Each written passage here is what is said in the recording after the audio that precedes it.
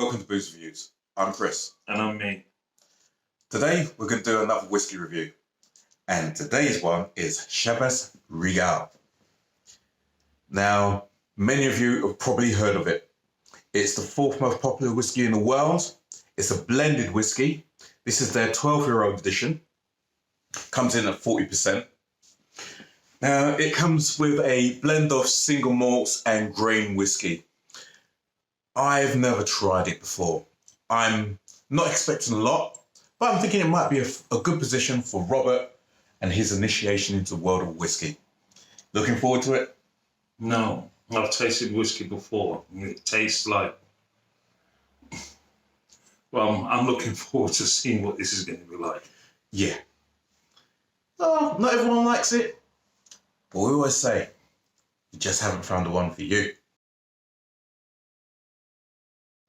Not too far, don't put your nose too far in, or else you're going to get the burn. That's what I got. Yeah. You still want to bring it close to your nose and just pick up some of the light flavours, just a little closer. I'm actually picking up a bit of caramel, a bit of sweetness. I'm prejudiced because I'm there trying to find the grain in it, and I can pick some of that up. But it's not bad smell. It's not overpowering. It's not terrible either. There is something there to be played with. It's giving me that kind of expectancy that it could be a nice chewable. It reminds me of the smell. Reminds me of chocolate clears. I mean the sweet, not the cake. That toffee kind of thing. You have extremely sensitive senses. This just smells like whiskey to me. The same with whiskey. We all know what whiskey smells like. That's what this smells like. I need to compare it to another one afterwards, another one in that tray, so I can know whether we're on the same difference, because this tastes like all the whiskies I've ever tasted before smell the same. Just try a little bit. Don't throw it all you've got. Just take a little sip. Swish, that's enough. Swill it around your mouth. And it coat your tongue.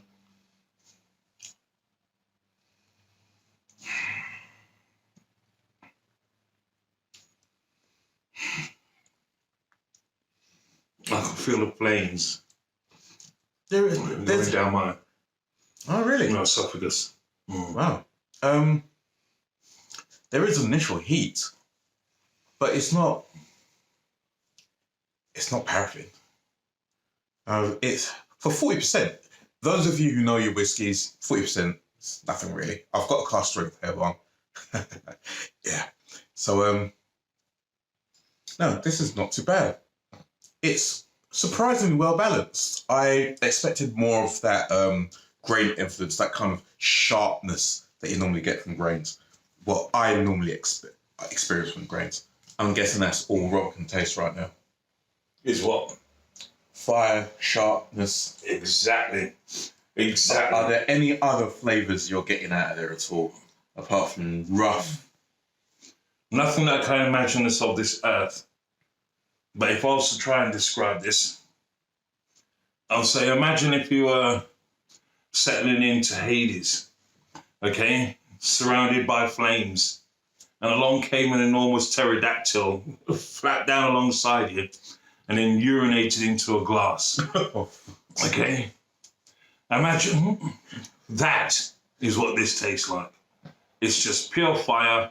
There's nothing pleasant about it. The only reason I would drink this is if there was absolutely nothing else at the party and I had to get inebriated. This is just... All right. Is this single malt? No, it's a blended. Right, okay. So What a single sounds malt's supposed like to be the it nice one, isn't it? Well, some of them are. Not all of them. I'm going to drop some water in there for him to... Now, explain the purpose of that. So I know there's some technical reason why you would do this. Well, water does help expand the flavour, but if you do it too much... I don't want this flavour expanded. I want you to shrink this flavour. It brings down the heat as well. So what you're doing is diluting the alcohol. So from being 40%, I'll probably bring it down to about 30, maybe 28%. So there's more water Try in it there. now, yeah? Yeah. I'm gonna. Do I need to try the nose? Do I expect any difference there? Sometimes there is a bit difference in the nose. It brings out the grain for me. but it is much softer. Has it changed the fire? Yes. It's got rid of the fire and just left awful flavour.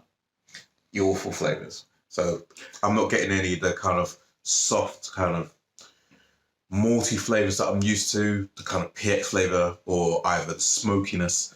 There isn't a great deal of expansion here. The finish is actually quite tart as well. It's okay.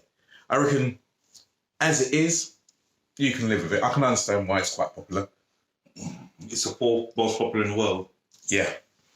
Probably trailing something like Johnny Walker. And this glass has done nothing for it. Apparently, this is a specialist glass. The thistle handle is here to make it fit comfortably in your hand. The wide base is supposed to allow you to see the colour. The flute and the actual size of the flute and the way it's shaped is meant to give you the aroma exactly as you'd like it. If you like whiskey. I just find it funny. He's not enjoying this one. No, I'm not enjoying it at all. I'm trying to work out what we're going to do the rest of this. I'll take care of that. This is hot shards of glass. Okay? Ew. Yeah, this is just... I don't know. I don't know. I'm going to have to try another one, the other ones, and then work out what it is I'm trying to look for. Because right now, all that's happening is my tongue is just suffering and desperately asking me for a cheese snip or something like that to relieve it of its agony. What are you supposed to... Whiskey comes with what? What can you chase it with? You can chase it with lemonade, ginger ale, cola, water. A lot of people like drinking water, but with blended, most people chase it with something like ginger ale. The tray Robert is referring to is the whiskey tasting set that this all comes in from Chivas Regal. In this tasting set, they've given us a 4 single malts and a grain whiskey.